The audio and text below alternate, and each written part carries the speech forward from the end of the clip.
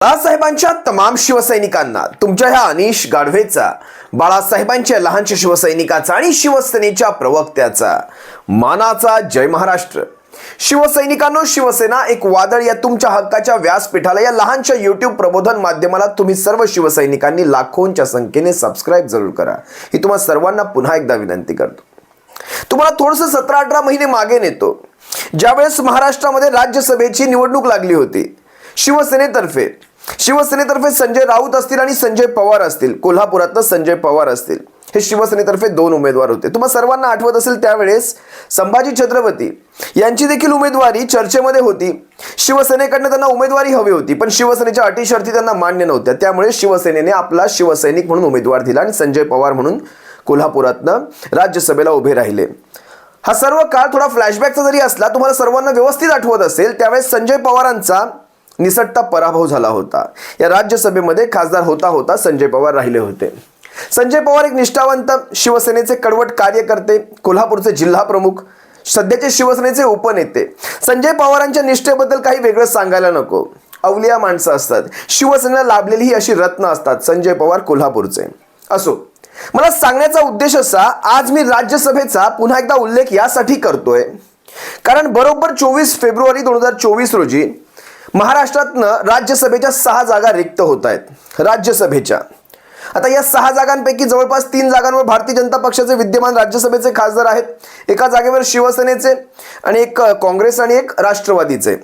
आता सध्याची परिस्थिती पाहता, सध्याचं पक्षीय बलाबल पाहता, मी तुम्हाला बऱ्याचशा गोष्टी सांगणार आहे बरं, कारण बरेच तर्क वितर्क असे लढवले जातात की सध्या काय घडणार आहे.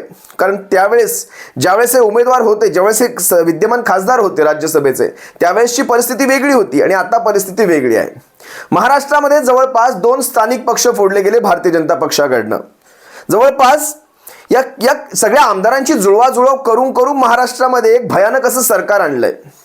जे सरकार, त्याचा मुख्य कोण हेच मुळात कळत नाहीये. मुख्यमंत्री एका पक्षाचा, एका गटाचा, उपमुख्यमंत्री एका गटाचा, चालणारा रिमोट तिसऱ्या गटाचा, काही कळत नाही. सध्या या महाराष्ट्राच्या राजकारणामधलं सगळ्यात चुथडा करून ठेवलेला आहे.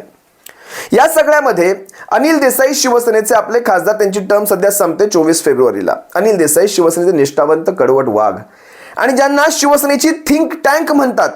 थिंक टँक याचा अर्थ तुम्हाला कळत असेल, जी डोक्याची फौज असते शिवसेनेमध्ये, हा जो भाग आहे त्या अशा भागाच्या फौजेमध्ये अनिल देसाईंचं नाव सर्वोच्च स्थानी येतं.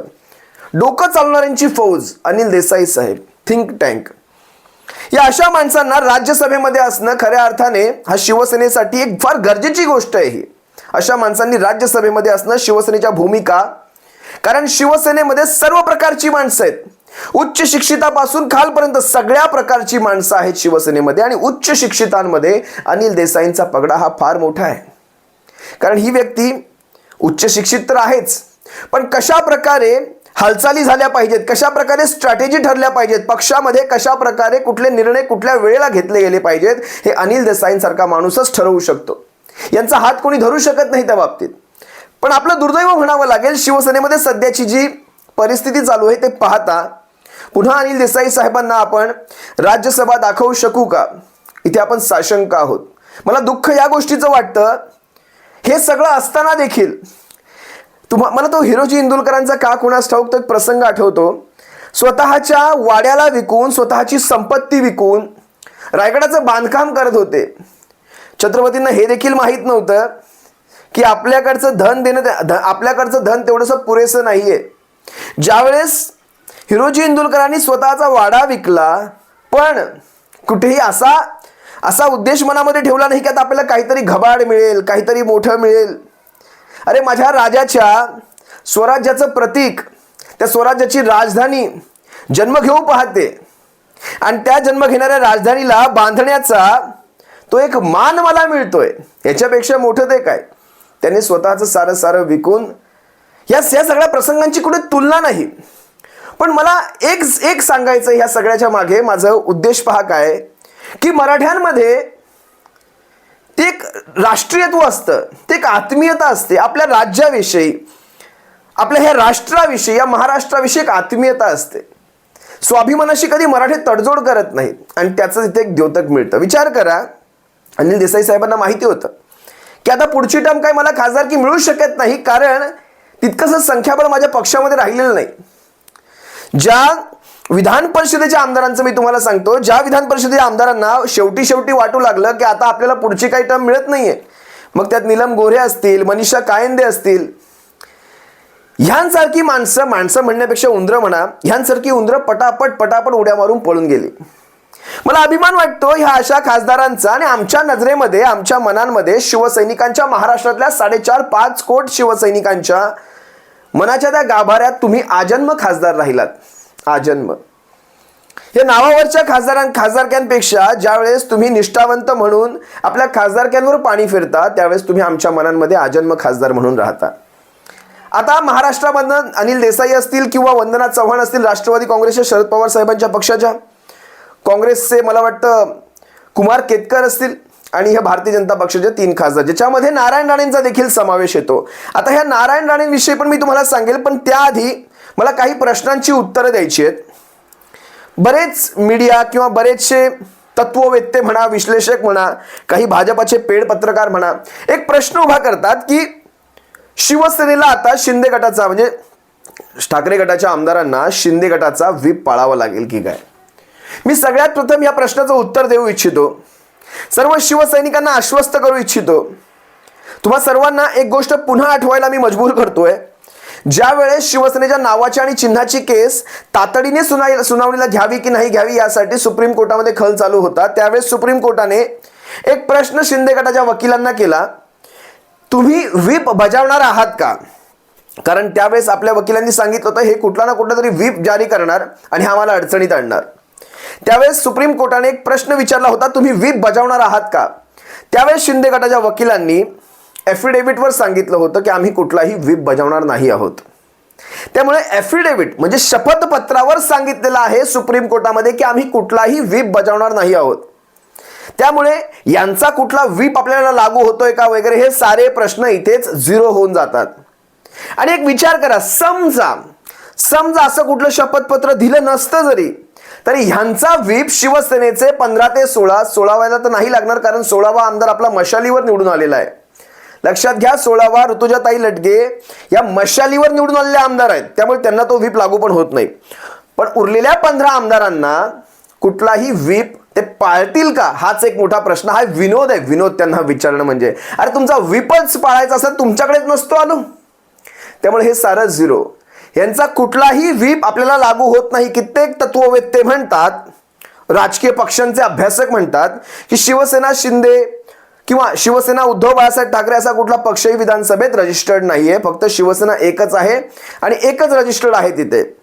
तर त्यांच्या माहितीसाठी सांगतो, शिवसेना उद्धव बाळासाहेब ठाकरे हा वेगळा पक्ष म्हणून इलेक्शन कमिशन ऑफ इंडियामध्ये त्याची नोंदणी आहे.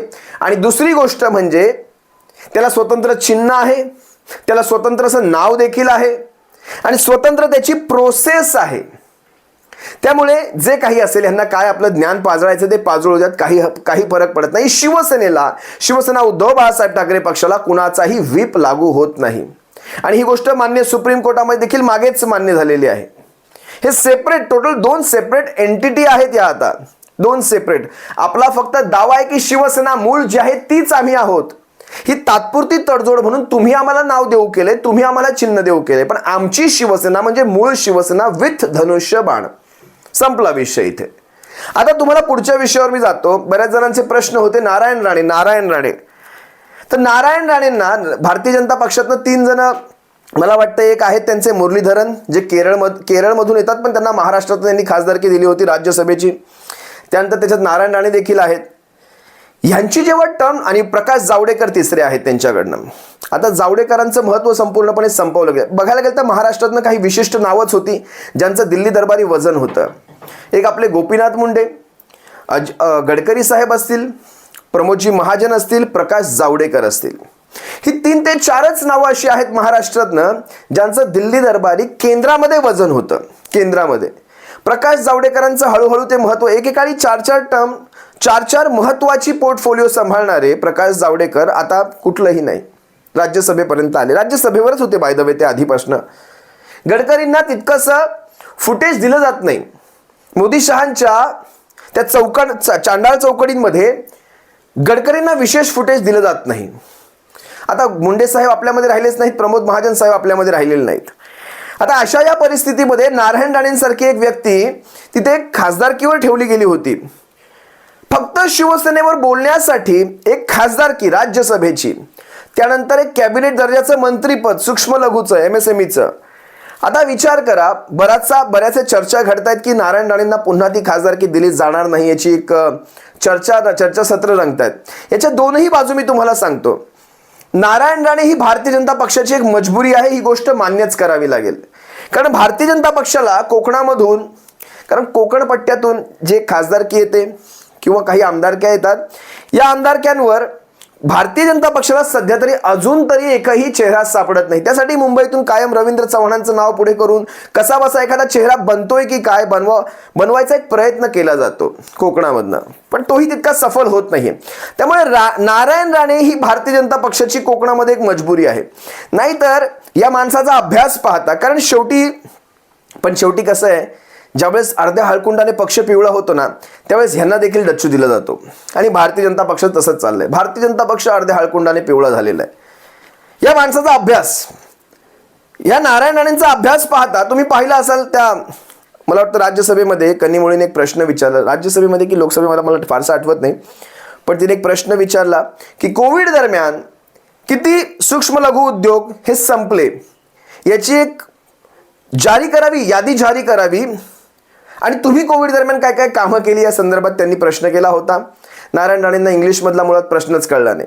ह्या माणसाचा अभ्यास पंतप्रधान मोदी समोरासमोर पाहतात. त्यानंतर ह्या माणसाची टगेगिरी राज्यसभेत पण दिसून येते. मागे अरविंद सावंत साहेबांची त्यांनी जो वाद भर राज्यसभेत घातला, ती टगेगिरी पाहिली. म्हणजे त्यांना ही महाराष्ट्राची विधानसभा किंवा एखाद्या महापालिकेचं सदन वाटलं की काय तिथे जाऊन टगेगिरी आहे. ज्या प्रकारची अर्वाच्य भाषा वापरली. भारतीय जनता पक्ष कितीही कसल्याही थराचा असला, अव्वल दर्जाचा कट्टर असला, म्हणजे खालच्या पातळीचा, तरी खुलेआम अशा प्रकारची टगेगिरी भारतीय जनता पक्ष कधी करत नाही, खुलेआम नाही करत. सफेद पोष कॉलर दाखवायचा कायम प्रयत्न करतो. तिथे हे नारायण राणेंसारखं एखादं बेनं या अशा प्रकारची खुलेआम टगेगिरी करून जातं. मुळात नारायण राणेंसारख्या व्यक्तीसाठी फक्त शिवसेनेवर बोलण्यासाठी भारतीय जनता पक्ष एवढी मोठी रिस्क घेण्याच्या तयारीत सध्या तरी मला दिसत नाही. कारण त्यांच्याकडे सध्या जातीय समीकरण बॅलन्स करण्याची फार महत्त्वाची एक चढाओढ लागलेली आहे. आता विचार करा, नारायण राणे खुल्यामध्ये मराठ्यांच्या विरोधात भूमिका घेत आहेत. तो एक बॅड फॅक्टर म्हणता येईल, मायनस फॅक्टर म्हणता येईल. खुल्यामध्ये मराठ्यांच्या किंवा सरकारच्या विरोधात भूमिका घेत आहेत. स्वतः एकनाथ शिंदेंनी घेतल्या निर्णयांच्या विरोधात भूमिका घेत आहेत. पंकजाताई मुंडे असतील, विनोद तावडे असतील, ही अशा प्रकारची माणसं आता पुन्हा आपलं एक अस्तित्व तयार करू लागलेत. पंकजाताईंचा काही मागचा थोडासा एक पूर्वीचा इतिहास पाहता त्या फार थेट भूमिका घ्यायच्या विरोधात, पण सध्या गेल्या 3-4 महिन्यांच्या भूमिका त्यांच्या पहा मवाळ झालेल्या आहेत. कुठेतरी एक राज्यसभेचं इथे एक सेटलमेंट होऊ शकते. नारायण राणेंना खऱ्या अर्थाने बाहेर काढतील की नाही हा एक अजून तरी अनुत्तरित प्रश्नचिन्ह आहे. कारण भारतीय जनता पक्षाला देखील यांच्यावर अवलंबून राहावं लागतंय कोकणासाठी. त्यामुळे भारतीय जनता पक्ष शेवटी काय करतो हे पाहणं इंटरेस्टिंग राहील.